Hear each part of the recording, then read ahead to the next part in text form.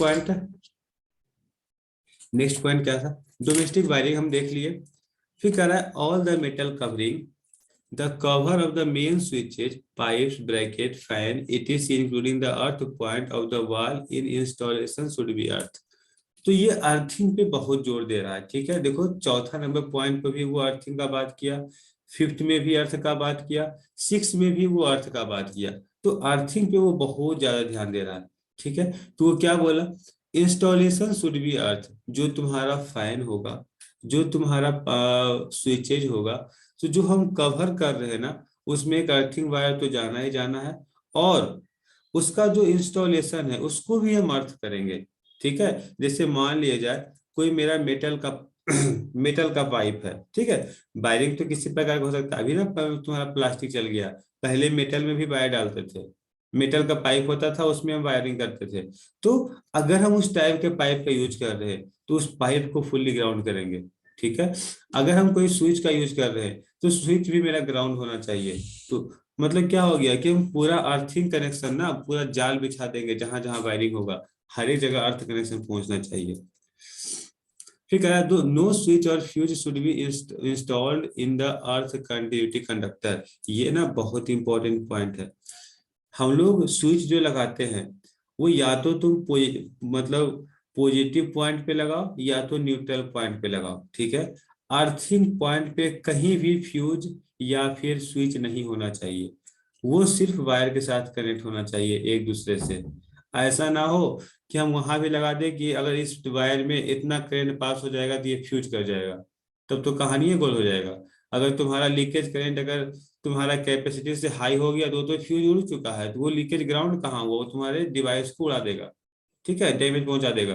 तो कहने का मतलब हो गया तुम्हारा अर्थ कनेक्शन जो है वो कभी उस पे स्विचिंग या फिर फ्यूज का इस्तेमाल नहीं करना चाहिए, ठीक है, नहीं होना चाहिए, ये एकदम नेसेसरी है। उसके अंदर a live wire must be protected by a fuse of current rating depending on the requirement of the load. क्या बोला, जो तुम वायर यूज कर रहे हो उसको हम प्रोटेक्ट कैसे करेंगे, एक फ्यूज के साथ प्रोटेक्ट करेंगे। अब है फ्यूज का रेटिंग भी तो डिफरेंट डिफरेंट टाइप का होता है। तो तुम किस, मुझसे मान लीजिए मेरे पास 5 रूम है, जरूरी थोड़ी है कि 5 रूम में सेम लोड ही जा रहा होगा, अलग अलग भी जा रहा होगा, किसी में टीवी होगा किसी में नहीं होगा, किसी में फ्रिज होगा तो किसी में टीवी नहीं होगा, किसी में दोनों हो सकता है, किसी में कूलर लगा हुआ होगा किसी में एसी लगा हुआ होगा, सबका रेटिंग तो अलग अलग है ना। तो हम क्या करेंगे, अभी हम बताए कि हम जिसमें फ्यूज लगाना चाहते हैं और वो फ्यूज से जितना कनेक्शन जा रहा है उसका तुम टोटल लोड निकालोगे, उस पर कितना पावर है, हर एक डिवाइस का अपना पावर होता है, उस पावर को हम टोटल कैलकुलेट करेंगे। वोल्टेज तुम्हें मालूम है कि तुम्हारे घर में अगर तुम न्यूट्रल के साथ ले रहे हो तो 220 वोल्ट ही आएगा या 230 वोल्ट आएगा, वही के आसपास आएगा ना। अगर हम लाइन टू लाइन यूज करेंगे तो 440 यूज करेंगे, जनरली घर में तो 220 यूज करते हैं, ठीक है। तो वोल्टेज तुम्हारे पास 220 है, पावर तुमको मालूम है, पावर फैक्टर 0.8 लेना है, वो तो फिक्स है 0.8। अब तो तुम्हारा मीटर वो इसको भी मतलब और भी बेटर कर दिया, 0.9 भी कर दिया, लेकिन तुमको 0.8 ही लेना है, ठीक है। अब हम उससे हम करंट निकाल लेंगे, जितना भी करंट होगा वही तुम्हारा कैपेसिटी हो गया, वही तुम्हारा रेटिंग हो गया कि तुम्हें उस पर्पस के लिए कैसा फ्यूज चाहिए, ठीक है ना। तो उसके अनुसार हम बोल सकते हैं कि हाँ हमें जो है वो 10 एम्पियर कैलकुलेट करके आया है तो भाई आप 12 एम्पियर का दे दो, 11 एम्पियर का दे दो, मतलब उससे थोड़ा सा ज्यादा रखेंगे ताकि थोड़ा बहुत अगर हो तो वो बर्दाश्त करे, लेकिन ज्यादा नेसेसरी हो तो वो उड़ जाएगा, ठीक है ना। तो उसके अनुसार हम रेटिंग दे करके उससे हम वहां पे वो फ्यूज का इस्तेमाल करेंगे। तो अपने मन से डायरेक्ट रैंडमली किसी भी प्रकार का फ्यूज नहीं लगा देना है। पता चला हम 50 एम्पियर का फ्यूज लगा दिए और मेरा वायर तो 5 एम्पियर का था, तो वो तुमको सही तरीके से वो प्रोटेक्ट नहीं कर पाएगा जितना उसे करना चाहिए। Further it should be control through the switch, ठीक है, इसे भी स्विच के साथ हम कंट्रोल कर सकते हैं। फिर नेक्स्ट कर रहा है, अब देखो यहां से ना कुछ कुछ डायमेंशनिंग दिया है, इस डायमेंशनिंग को हमें ध्यान रखना। Height of the controlling board is an installation should B 1.5 from the ground level. Controlling board जो तुम्हारा स्विचिंग बोर्ड होता है या तुम्हारा मीटरिंग का जो तुम्हारा प्रोटेक्शन बोर्ड होता है जिससे भी तुम कंट्रोल करते हो, स्विच भी तो कंट्रोलिंग हुआ ना। तो जो तुम्हारा कंट्रोलिंग बोर्ड है, जैसे ये तुम्हारा मान लीजिए 2-4 स्विच लगा हुआ है, ठीक है, इधर कोई इंडिकेटर लगा हुआ है, इधर फ्यूज लगा हुआ है, यही तो होता है ना बोर्ड डिस्ट्रीब्यूशन, मतलब वो कंट्रोलिंग बोर्ड, इसको हम लोग कंट्रोलिंग बोर्ड बोलते हैं। लो आज एक और नया नाम आ गया तुम्हारे लिए। अब हम ऐसे ही बोर्ड नहीं बोलेंगे, ये तुम्हारा कंट्रोलिंग बोर्ड कहलाता है। तो कंट्रोलिंग बोर्ड जो है तुम्हारे ग्राउंड लेवल से कितना दूरी पे होना चाहिए, वो 1 पॉइंट कहाँ गया, 1.5 मीटर ऊपर होना चाहिए। ठीक है, ये भी फिक्स है, मतलब आप ग्राउंड लेवल से 1.5 मीटर ऊपर ही उसे लगाइए। ठीक है ना, ये एज अ रूल कानून के अनुसार बनाया गया है कि किसका क्या डायमेंशनिंग और मेजरमेंट होगा। ठीक है, L should be installed on the left side of the entrance, ये बहुत जरूरी है, ये कोई फॉलो नहीं कर पाता है। हम लोग के पर्पस में जो वायरिंग होगा ना, इसे कोई फॉलो नहीं कर पाता है, लेकिन एज अ इंजीनियर अगर हम लोग डिजाइन बनाएंगे, ये ना बहुत इंपॉर्टेंट पॉइंट है। तुम किसी मूवी में देखते होगे कि हम रूम में एंटर किए, बगल में स्विच बना हुआ है, बस क्लिक करो लाइट ऑन हो गया। लेकिन हम लोग रूम में एंटर करते हैं तो पता चला आसपास में कोई बोर्ड ही नहीं दिख रहा है, स्विच कहाँ से ऑन करेंगे। तो हम लोग बस रैंडमली वायरिंग कर लेते हैं, ये देखते ही नहीं है कि हमें कहाँ पे क्या रिक्वायरमेंट हो सकता है। ठीक है, तो हमेशा ध्यान रखो कि जब भी तुम्हारा बोर्ड होगा ना, एंट्रेंस के लेफ्ट साइड होगा, या फिर तुम्हारे रूम में जब इन कर रहे हो तो रूम के जस्ट लेफ्ट साइड में वो बोर्ड होना चाहिए।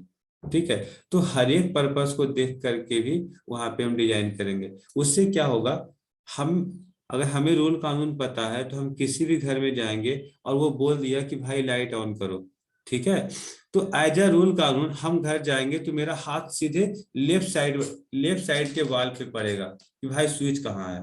ठीक है, लेफ्ट साइड, क्योंकि हम जानते हैं कि अगर वो सही से वायरिंग किया होगा तो लेफ्ट साइड ही होगा, और तो स्विच को ऑन कर देंगे। ये एक रूल बनाया गया, ऐसा नहीं कि इससे कोई प्रोटेक्शन तुमको हो गया कि हाँ लेफ्ट साइड रखेंगे तो वो ज्यादा कम डैमेज होगा, राइट साइड करने पे ज्यादा डैमेज होगा, ऐसा कुछ नहीं है। वो रूल बनाया कि आपको एंट्रेंस के लेफ्ट साइड ही आपका बोर्ड होना चाहिए। ये अप्लाई हो गया तो ये ऑल ओवर कहीं भी जाएंगे तो उस चीजों को हम समझ जाएंगे। अगर तुरंत रूम में इंटर किए हमें खोजना नहीं पड़ेगा। अगर मान लीजिए वो वहाँ बहुत अंधेला है, वहाँ लाइट नहीं है, तो खोजना नहीं पड़ेगा, तुम्हारा हैंड वहाँ ऑटोमेटिक चला जाएगा कि बोर्ड यही पे होना चाहिए, ग्राउंड से 1 पॉइंट एबव और फिर लेफ्ट साइड में। तो ये चीज का तुमको क्या हो गया, अब आसान हो गया किसी भी वर्क को करने में, या फिर तुम्हारा बोल सकता है लाइट कंट्रोलिंग करने में। फिर कह रहा था height of the fan and light, जो तुम्हारा फैन लगा होगा वो ग्राउंड से 2.75 मीटर ऊपर होना चाहिए, उससे कम नहीं होना चाहिए। ठीक है, ये भी फिक्स कर दिया, ये सब आईएसआई में लिखा हुआ है। ठीक है, उसके रूल रेगुलेशन में लिखा हुआ है। एंड 2.5 मीटर, मतलब फैन के लिए 2.75 और लाइट के लिए 2.5 मीटर। ठीक है, तो ये इसका लेंथ का मेजरमेंट है, इतना तुमको ग्राउंड लेवल से ऊपर तुमको रखना है इस फैन और लाइट को। फिर कह रहा है round block should be fixed with 2 screws of diametric end, round block should be fixed with 2 screws of the diametrical ends. चलो ये क्या कर रहा है उतना हमको आइडिया नहीं मिल पा रहा है, नेक्स्ट देखते हैं।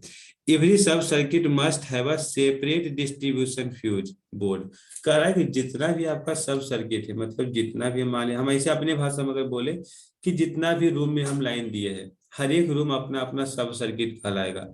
जैसे कोई किचन हो गया, कोई बाथरूम हो गया, कोई मतलब बरामदा हो गया, या फिर कुछ और पर्पस ले लो, तो सबका अब अपना अपना सब सर्किट है, तो सबको हम अलग अलग फ्यूज देंगे, सेपरेट फ्यूज देंगे। ठीक है, ताकि अगर किसी में डैमेज आए तो वो सिर्फ स्पेसिफिक को वो फ्यूज उड़ेगा, पता चले पूरा मतलब ओवरऑल को डिस्टर्ब वो नहीं करेगा। ठीक है, तो सेपरेट फ्यूज होना चाहिए। फिर the light and power wiring circuit should be installed independently, मतलब क्या हो रहा है कि जो लाइट तुम वायरिंग कर रहे हो और पावर वायरिंग जो तुम्हारा हो रहा है सर्किट, वो एकदम इंडिपेंडेंट होना चाहिए, वो एक दूसरे से मतलब नहीं रखना चाहिए। मतलब हम लाइट ऑन कर रहे हैं तो वो उसको एसी से उसको कोई मतलब नहीं है। ठीक है, पावर वायरिंग यही हुआ ना कि जो भी तुम्हारा हाई हाई पावर का जो डिवाइसेस है, लो पावर का जो डिवाइसेस है, वो दोनों को हम अलग रखेंगे, क्योंकि हम जानते हैं उसका कैपेसिटी हाई है। और इससे होता है कि लाइट वाले वायर से हम पावर नहीं दे सकते हम एसी को, क्योंकि वो वायर फिर खत्म हो जाएगा। क्योंकि लाइट वाले वायर का हम अलग कैपेसिटी का हम वायर यूज किए हैं, पावर वायरिंग के लिए हम अलग कैपेसिटी का वायर यूज करेंगे। और एक चीज देखते होगे तुम अपने, अगर तुम अपने कॉलेज में ध्यान दिए होगे ना, तो तुम नोटिस करना, तुम्हारे कॉलेज में जहाँ फैन का जो कंट्रोलर है, 2-3 फैन होगा, उसमें रेगुलेटर होगा, बल्ब का स्विच होगा, ठीक है, उसमें एक सॉकेट होगा। एक सॉकेट अलग से तुम्हारे बगल में रहता है, उसमें एक स्विच और एक सॉकेट, लेकिन वो बड़ा सा सॉकेट रहता है, ठीक है। तो अभी के केस में क्या है कि बड़ा सा सॉकेट में लाइन नहीं जा रहा है, लेकिन तुम्हारे रूम में लाइन आ रहा है। ध्यान देना, बड़ा वाला सॉकेट में लाइन नहीं जा रहा है, लेकिन तुम्हारे रूम में लाइन आ रहा है, फैन भी चल रहा है, बल्ब भी जल रहा है, लेकिन उस सॉकेट में लाइन नहीं है। ऐसा क्यों? क्योंकि वो सॉकेट तुम्हारा पावर सॉकेट है, और ये जो तुम्हारा कंट्रोल बोर्ड है, वो तुम्हारा फैन स्विच है, मतलब फैन और स्विच के लिए है, और छोटा मोटा मतलब बस मोबाइल वोबाइल चार्ज करने के लिए एक सॉकेट दे दिया गया है, ठीक ना। तो वो अलग हो गया, और जो हाई रेटिंग का है उसको अलग रखे। तो वो क्या है, दोनों का वायरिंग ना वो अलग अलग किया हुआ है। तो अलग अलग किया हुआ है, तो जो फैन और स्विच का जो वायरिंग है उसका पावर ऑन कर दिए है, और जो तुम्हारा पावर वायरिंग है, जो बड़ा वाला तुम्हारा स्विच वहां पे सॉकेट लगा हुआ है तुम्हारे कॉलेज में, उसका पावर बाहर से ऑफ किया हुआ है, क्योंकि उसका जरूरत नहीं है, ठीक है। तो दोनों को हम अलग अलग कंट्रोल कर रहे हैं, जरूरत नहीं है तो हम क्यों ऑन करेंगे, फालतू का लॉसेज होगा, ठीक है। तो उसको ऑफ कर दिया गया है। देखते होगे जब मोबाइल चार्ज करने का जरूरत आता होगा ना, तो बड़ा वाला सॉकेट से अभी अभी के केस में चार्ज नहीं हो रहा होगा, लेकिन जिसके पास आइडिया होगा वो जाकर के एमसीबी से लाइन देख करके उससे चार्ज कर लेता है, ठीक है, जिसका आइडिया है। नहीं तो सीधे बोलता है यार ये तो खराब हो गया, खराब नहीं हो गया, उसको बंद कर दिया गया। तो वो दोनों अलग अलग वायरिंग है, ठीक है। उस चीजों को समझना है कि लाइट वायरिंग और पावर वायरिंग दोनों को हम सेपरेट रखते हैं, एज अ अपने बोल सकते हैं प्रोटेक्शन के पर्पज से और यूज के पर्पज से। The switches and a starter of the motor should be easily accessible to the operator. तो जो स्टार्टर होगा, जो स्विचेज होगा, मतलब मोटर का, वो इजीली ऑपरेट कर सके, उस चीजों का हमें ध्यान रखना है।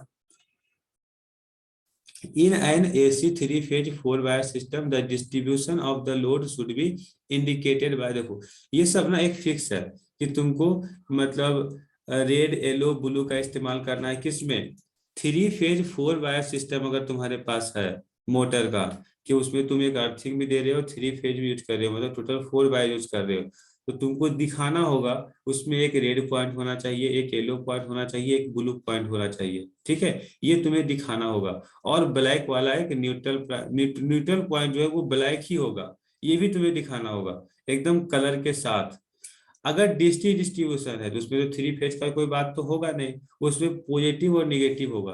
ध्यान देना, इसमें हम क्या बोले, इसमें हम बोले रेड येलो ब्लू और ब्लैक होगा। अगर तुम डिस्ट्रीब्यूशन का हम बात, डीसी डिस्ट्रीब्यूशन का बात कर रहे हैं, तो पॉजिटिव के लिए हम रेड का इस्तेमाल करेंगे, निगेटिव के लिए हम ब्लू का इस्तेमाल करेंगे, ब्लैक का इस्तेमाल नहीं करेंगे। As a rule regulation DC connection में डीसी का नेगेटिव के लिए हम ब्लू कलर के वायर का इस्तेमाल करेंगे, ठीक है। ये सब हो गया वायरिंग करने के समय ना, हर एक चीजों पे ध्यान देते हुए करना। अगर हम रूल रेगुलेशन को फॉलो कर रहे हैं ना, तो हमें किसी को बताने की जरूरत नहीं है कि हम कहाँ पे क्या किए हैं, हम एकदम समझ जाएंगे कि तुम कहाँ पे क्या कर सकते हो, ठीक है। अगर रूल रेगुलेशन से हम किए, देखो, तो हम लोग देखें कि जो हम लोग मतलब एसी में 3 फेज का यूज करेंगे, मतलब होता है ना कि अब बारी बारी से, अब तो मतलब होता है कि हम मेच्योर होते जा रहे हैं, वायरिंग के केस में हम मेच्योर होते जा रहे हैं कि हमें क्या क्या चीजों पे ध्यान रखना है। तो अगर हम कलर पे ध्यान रखें, तो तुम्हारे पास अगर एसी में अगर कलर ध्यान रखना है, जो तुम्हारा 3 फेज है, तो 3 फेज में तुमको दिखाना होगा कौन रेड है, कौन येलो है, कौन ब्लू है, ठीक है। R phase, Y phase, B phase तुमको बताना होगा, ठीक है, एकदम कलर के साथ बताना होगा। जो न्यूट्रल है तुमको उसको ब्लैक के साथ दर्शाना होगा, ठीक है। उसमें हम इंटरचेंज नहीं कर सकते, अगर इंटरचेंज कर देंगे तो तुम्हारा कहानी गलत हो जाएगा। जैसे तुम्हारे हॉस्टल में होता है, BS2 में होता क्या है कि जो इसका गार्ड है, वो क्या करता है कि मतलब उसमें ना, मतलब बोल सकते हैं कि जो तुम्हारा R/B फेज है, उसका कलर का इंटरचेंजिंग है, वो रैंडमली कलर का इस्तेमाल कर दिया है। तो जब वो मोटर चालू करता है, तो मतलब ब्लैक वाले को कहीं ब्लू में डाल देता है, अब ब्लू वाले को ब्लैक में डाल देता है, मतलब कलर इंटरचेंज हो जाता है, मोटर चालू नहीं होता है, बोलता है मोटर खराब हो गया, ठीक है। तो जाहिर सी बात है ना, उसको कॉम्बिनेशन नहीं हो पा रहा है, रेड वाले को रेड से नहीं लाइन जा रहा है, वाई वाले को वाई से लाइन नहीं मिल रहा है, ब्लू को ब्लू से लाइन नहीं मिल रहा है, फेज है, उसको बैलेंस होगा तभी तो तुमको लाइन देगा।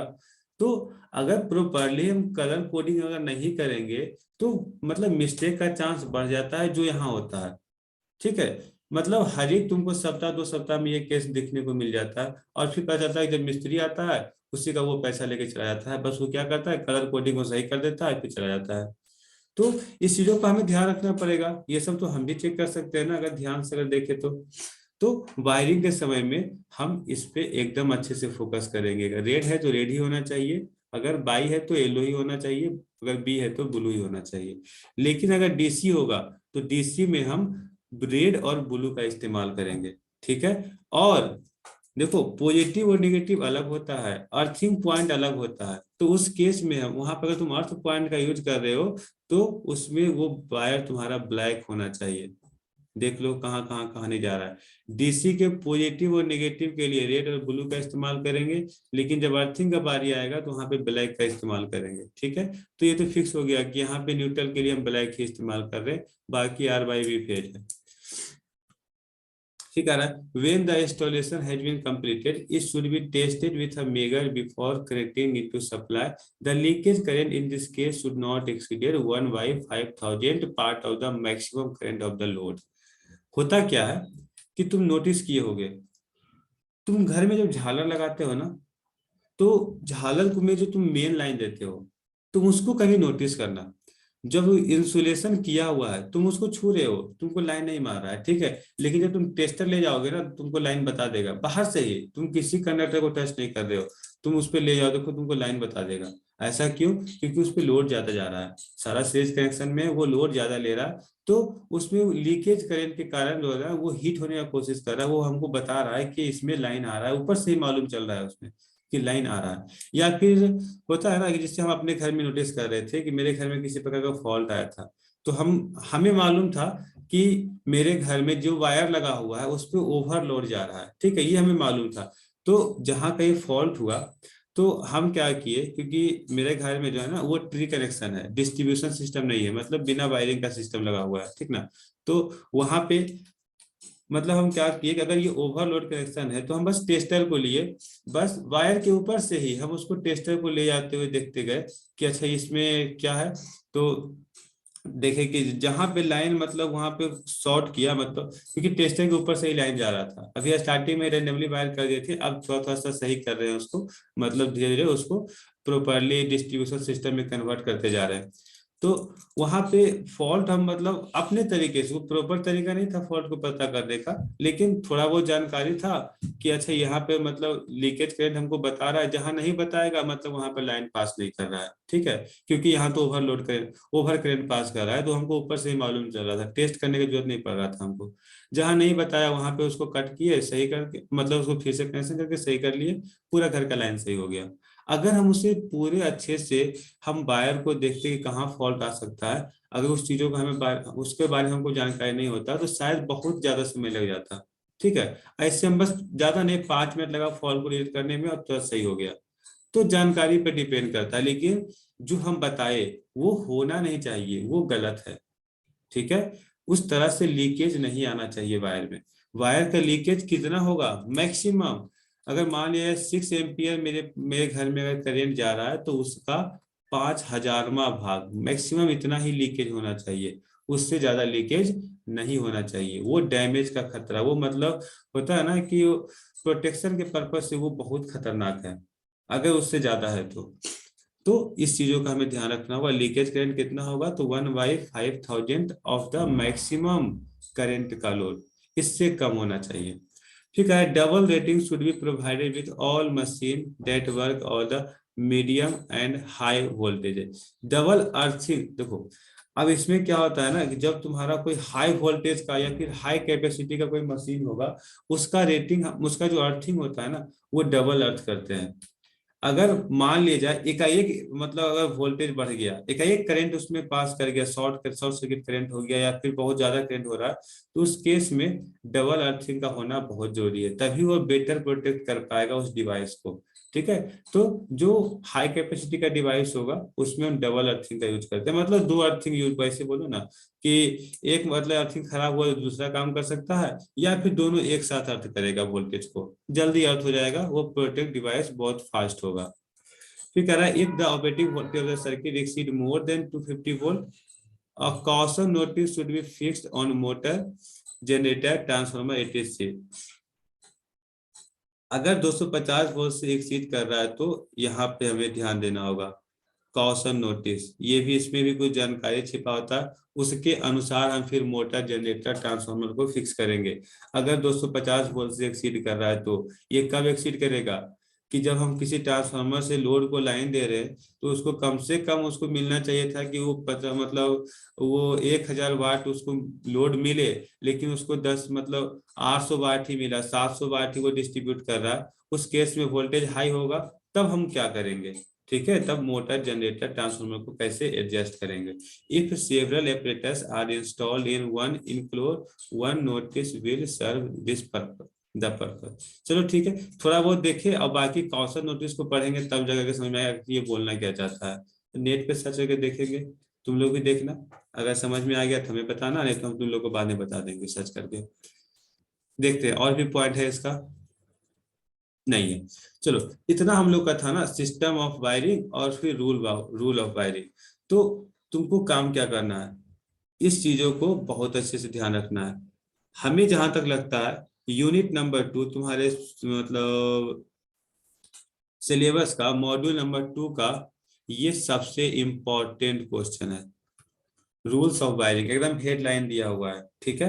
तो तुमको इसका भी ध्यान रखना है। तो आज का जितना भी क्लास किया है ना, जानकारी के पर्पज से और तुम्हारे एग्जाम के पर्पज से बहुत इंपॉर्टेंट है, इसको तो तुम ध्यान से रख ही लेना, ठीक है। अब हम लोग जो डिस्कस करेंगे, आवाज नहीं करते हैं, आज हम लोग बहुत देख लिए। नेक्स्ट जो हम लोग का डिस्कशन होगा वो बहुत इंपॉर्टेंट होगा। अब हम लोग आएंगे वायरिंग में, कैसे वायरिंग करते हैं और किस किस सिस्टम का इस्तेमाल करते हैं। इसके पहले हम मेथड देखे, एक ट्री सिस्टम था और एक डिस्ट्रीब्यूशन सिस्टम था।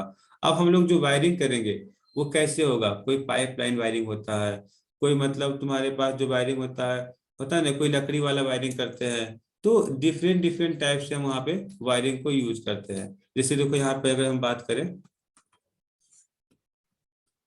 करा सिस्टम ऑफ वायरिंग, वायरिंग कितने प्रकार से होता है। तो सबसे पहला होता है क्लीट वायरिंग सिस्टम। क्लीट वायरिंग सिस्टम मतलब ऐसे बोल सकते हो कि जो मतलब जो तुम्हारा नॉर्मल पर्पस होता है ना, बस ऐसे ही कोई किसी बल्ब को कनेक्ट किए, जैसे बोलो कि किसी रूम में दो गो बल्ब लगाना, एक बल्ब एक फैन लगाना है, तो क्या करते हैं, दो वायर लेते हैं और उसको कील की सहायता से बस हम उसको सपोर्ट प्रदान करते जाते हैं। जैसे तुम्हारा ये रूटर लगा हुआ है, ठीक है, इसको हम कैसा वायरिंग बोलेंगे, इसको बोलेंगे क्लीट वायरिंग। क्यों, क्योंकि ये जो वायर गया उसको बस हम एक क्लिप की हेल्प से उसको सपोर्ट कर दिए, ठीक है, बस उसमें क्लिप का इस्तेमाल के सपोर्ट कर दिए, तो उस वायर को हम लोग क्लीट वायरिंग बोलेंगे। एज अपने अपने मतलब पॉइंट ऑफ व्यू से जो हम लोग समझने की कोशिश करेंगे उसको हम लोग क्लीट वायरिंग बोलते हैं। दूसरा होता है wooden casing and capping wiring, ये बहुत ही इंपॉर्टेंट है। हम इसमें वुडन का इस्तेमाल किए, तो पहले वुडन होता था, अब इसमें फाइबर आ गया, ठीक है। बाकी जो प्रोसेस हम वुडन में बताएंगे वही तुम्हारा फाइबर में आएगा, जिसको हम लोग सीटीएस भी बोलते हैं, सीटीएस वायरिंग सिस्टम भी बोलते हैं, ठीक है। तो वो सब के बारे में डिस्कस करेंगे कि वो wooden casing and capping wiring system क्या होता है, लेड सीथेड वायरिंग सिस्टम क्या होता है, लेड सीथेड वायरिंग सिस्टम कहाँ यूज करेंगे, सीटीएस वायरिंग सिस्टम हम कहाँ लगाएंगे, कंडक्ट होगा, कंडक्ट नहीं होगा, कंडुइट पाइप वायरिंग हम कहाँ इस्तेमाल करेंगे, ठीक है। ये सबको हम बहुत अच्छे से डिस्कस करेंगे। कंडुइट का मतलब हो गया जो तुम्हारा गोल गोल पाइप होता है ना, पाइप में जो वायरिंग करते हैं उसका, उस वायरिंग को कैसे करेंगे, कैसे ज्वाइंट होता है, उसको कैसे प्रोटेक्ट किया जाता है, कैसे कनेक्शन किया जाता है, एकदम हर एक चीजों को एकदम डिस्क्राइब करते जाएंगे, ठीक है। तो उसको देख लेना। तो नेक्स्ट क्लास में हम लोग इस 5 पॉइंट पे डिस्कस करेंगे एकदम विस्तार से। चलो तो आज के लिए इतना ही रखते हैं, बाकी लोग को ये बोल दो कि जितना क्लास ज्वाइन कर सकता है तो ज्यादा बेटर होगा। हाँ।